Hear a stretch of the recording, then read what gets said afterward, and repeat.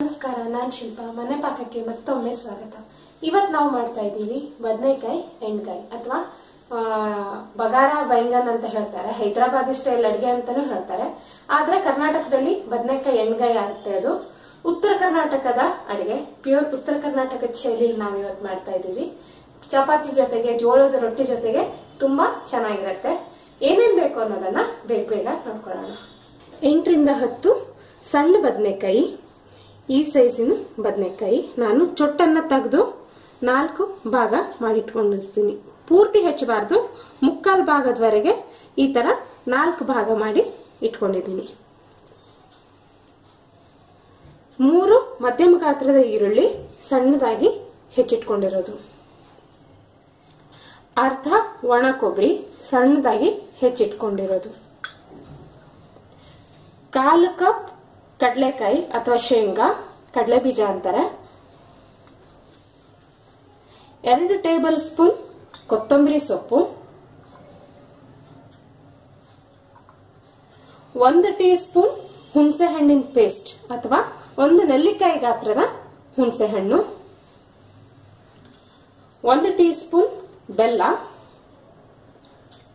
6 ರಿಂದ 7 ಹಸಿಮೆಣಸು ಅಥವಾ ಹಸಿಮೆಣಸು ಇಷ್ಟ ಇಲ್ಲದೆ ಇದ್ದವರು ಒಣಮೆಣಸನ್ನು ತಗೊಳ್ಬಹುದು, 6 ರಿಂದ 7 ಬೆಳ್ಳುಳ್ಳಿ ಎಸಳು,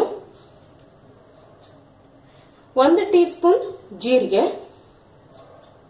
2 ಟೇಬಲ್ ಸ್ಪೂನ್ ಎಳ್ಳು, ರುಚಿಗೆ ತಕ್ಕಷ್ಟು ಉಪ್ಪು, ಬೇಕಾದಷ್ಟು ಎಣ್ಣೆ. ಈಗ ಮೊದಲಿಗೆ ಶೇಂಗಾನ ನಾವು ಸ್ವಲ್ಪ ಸಿಪ್ಪೆ ಕಪ್ಪಾಗುವವರೆಗೆ ಹುರ್ಕೊಳ್ಬೇಕು. ಸರಿಯಾಗಿ ಹುರಿಬೇಕು, ಇಲ್ಲಾಂದ್ರೆ ಅದು ಪುಡಿ ಆಗಲ್ಲ, ಹಸಿ ಆಗತ್ತೆ. ಈಗ ಶೇಂಗಾ ಚಿಟ ಅಂತ ಇದೆ, ಮತ್ತೆ ನೋಡಿ ಸ್ವಲ್ಪ ಕಪ್ಪು ಮಾರ್ಕ್ ಬರ್ತಾ ಇದೆ ಸಿಪ್ಪೆ ಮೇಲೆ. ಈಗ ನಾವಿದನ್ನ ಒಂದು ಮಿಕ್ಸಿ ಜಾರಿಗೆ ಟ್ರಾನ್ಸ್ಫರ್ ಮಾಡ್ಕೊಳ್ಬೇಕು. ನೆಕ್ಸ್ಟ್ ಅದೇ ಬಾಣಲೆಗೆ ನಾವು ಎಳ್ಳನ್ನ ಹಾಕಿ 2 ನಿಮಿಷ ಎಳ್ಳು ಚಿಟಿಪಿಟಿ ಅನ್ನೋ ತನಕ ಹುರ್ಕೊಳ್ಬೇಕು. ಜಾಸ್ತಿ ಹೊತ್ತು ಬೇಕಾಗಲ್ಲ, 1-2 ಸೆಕೆಂಡ್ ಅಲ್ಲಿ ಎಳ್ಳು ಚಿಟಿಪಿಟಿ ಅನ್ನತ್ತೆ. ನೋಡಿ ಎಳ್ಳು ಹಾರ್ತಾ ಇದೆ.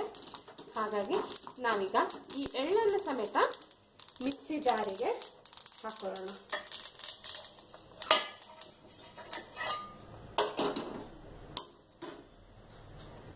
ಈಗ ಇದೇ ಮಿಕ್ಸಿ ಜಾರಿಗೆ ಜೀರಿಗೆ, ಬೆಳ್ಳುಳ್ಳಿ, ಹಸಿಮೆಣಸು, ಬೆಲ್ಲ, ಹುಣಸೆ ಹಣ್ಣು,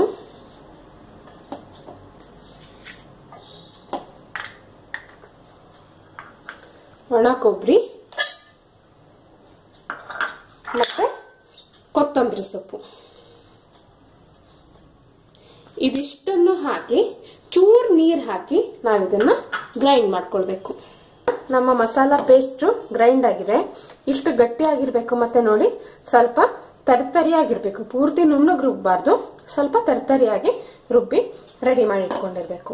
ನಾನು ಆಲ್ರೆಡಿ 4 ಟೇಬಲ್ ಸ್ಪೂನ್ ಎಣ್ಣೆನ ಬಿಸಿ ಮಾಡಕ್ಕೆ ಇಟ್ಕೊಂಡಿದ್ದೀನಿ.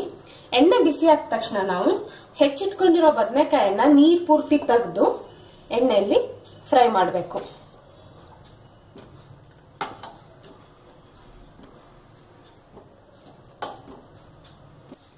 ಬದನೆಕಾಯಿಗಳನ್ನ ಅರ್ಧ ಬೇಯೋವರೆಗೆ ನಾವು ಎಣ್ಣೆಯಲ್ಲಿ ಈ ತರ ಹುರಿಬೇಕು. ನೀವು ಮುಚ್ಚಿಟ್ಟು ಪರವಾಗಿಲ್ಲ, ಯಾವ್ದಾದ್ರು ಪ್ಲೇಟ್ ಅನ್ನ ಮುಚ್ಚಿಡ್ಬೋದು. ಮಧ್ಯ ಮಧ್ಯ ಸ್ವಲ್ಪ ಅಲ್ಲಾಡಿಸ್ತಾ ಇರಿ, ಎಲ್ಲಾ ಕಡೆಯಿಂದಾನು ಅದು ಸಿಪ್ಪೆ ಸುಟ್ಟು ಹೋದಂಗ ಆಗುತ್ತೆ. ಅರ್ಧ ಬೇಯೋವರೆಗೆ ನಾವಿದನ್ನ ಮುಚ್ಚಿ ಇಡಬೇಕು. 5 ನಿಮಿಷ ಸಾಕಾಗತ್ತೆ. 5 ನಿಮಿಷ ಆಗಿದೆ ನೋಡಿ, ಸಿಪ್ಪೆ ಕಂದು ಬಣ್ಣಕ್ಕೆ ಬಂದಿದೆ, ಮತ್ತೆ ಸಿಪ್ಪೆ ಸುಕ್ಕಟ್ಟಿದೆ.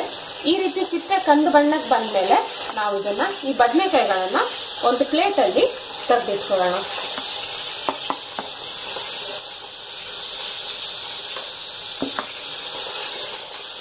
ಈಗ ಉಳಿದಿರೋ ಅದೇ ಎಣ್ಣೆಗೆ ನಾವು ಈರುಳ್ಳಿನ ಹಾಕಿ ಫ್ರೈ ಮಾಡಬೇಕು. ಈರುಳ್ಳಿ ಸ್ವಲ್ಪ ಗುಲಾಬಿ ಬಣ್ಣ ಬರೋವರೆಗೆ, ಸ್ವಲ್ಪ ಮೆತ್ತಗಾಗೋವರೆಗೆ ನಾವು ಈರುಳ್ಳಿನ ಫ್ರೈ ಮಾಡಬೇಕು.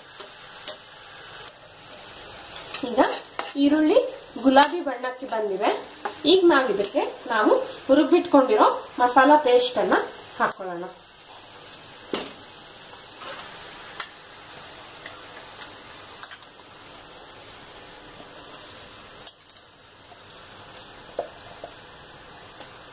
ಈ ಮಸಾಲಾ ಪೇಸ್ಟ್ ಅನ್ನ ನಾವು 2 ನಿಮಿಷದವರೆಗೆ ಹೀಗೆ ಎಣ್ಣೆಯಲ್ಲಿ ಈರುಳ್ಳಿ ಜೊತೆಯಲ್ಲಿ ಹುರ್ಕೋಬೇಕು, ಫ್ರೈ ಮಾಡ್ಕೋಬೇಕು. 2 ನಿಮಿಷ ಸಾಕಾಗತ್ತೆ. ಈಗ 2 ನಿಮಿಷ ಆಗಿದೆ. ಮಸಾಲೆದ ಹಸಿ ವಾಸನೆ ಎಲ್ಲ ಹೋಗ್ತಾ ಇದೆ. ಹೋಗ್ಲಿಲ್ಲ ಅಂತಂದ್ರೆ ಮಸಾಲೆದ ಹಸಿ ವಾಸನೆ ಹೋಗೋವರೆಗೆ ನೀವು ಇನ್ನೊಂದ್ 2 ಸೆಕೆಂಡ್ ಫ್ರೈ ಮಾಡಬಹುದು. ಈಗ ನನ್ನ ಮಸಾಲೆದ ವಾಸನೆ ಹಸಿ ವಾಸನೆ ಬರ್ತಾ ಇಲ್ಲ. ನಾನು ಇದಕ್ಕೀಗ 3 ಕಪ್ನಷ್ಟು ನೀರು ಹಾಕ್ತೀನಿ.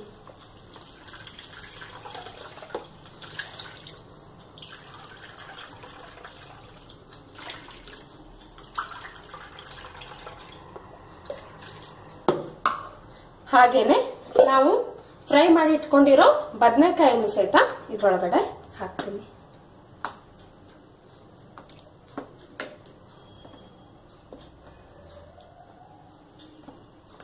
ಮತ್ತೆ ರುಚಿಗೆ ತಕ್ಕಷ್ಟು ಉಪ್ಪನ್ನ ಹಾಕೊಳ್ಳೋಣ.